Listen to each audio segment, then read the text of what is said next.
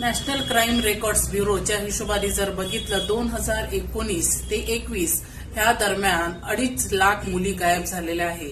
ह्या मुली कोणाच्या मुली असतील, कोणाची बहीण, कोणाची म्हणजे असे नाते, आणि त्यानंतर त्या मुलींचे काय झालेले आहे हे आजपर्यंतही पता चाललेला नाही.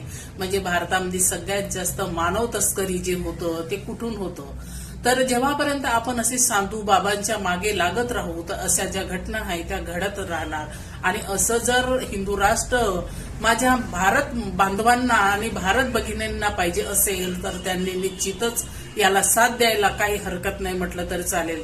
त्या बांधवांना मी सांगू इच्छिते, भारत बांधवांना, की तुम्ही आपल्या आया बहिणीसाठी, मुलीसाठी, त्याचबरोबर आपल्या बहिणीसाठी, आपल्या घरच्या लोकांसाठी असं हिंदू राष्ट्राची मागचा सपोर्टर आहेत का? आणि त्याचबरोबर मी त्या स्त्रियांनाही विचारू इच्छितो की तुम्ही आपल्यासाठी, तसेच मी पूर्ण भारत भगिनींना ही सांगू इच्छिते की का तुम्हाला असं बुवाबाजीचं हिंदू राष्ट्र हवं आहे की ह्या हिंदू राष्ट्रामध्ये आजपर्यंत जे स्त्रियांची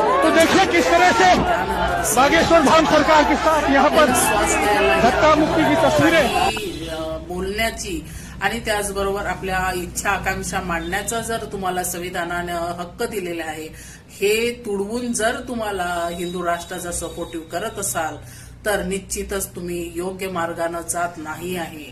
आणि असे 25-26 वर्षाचे बुवाबाजी, 15 वर्षाच्या बुवाबाजीच्या पाया जर 60 वर्षाची स्त्री लागत असेल तर याच्यापेक्षा दुसरी विटंबना आणि मानसिक गुलामी नाही म्हटलं तरी चालेल.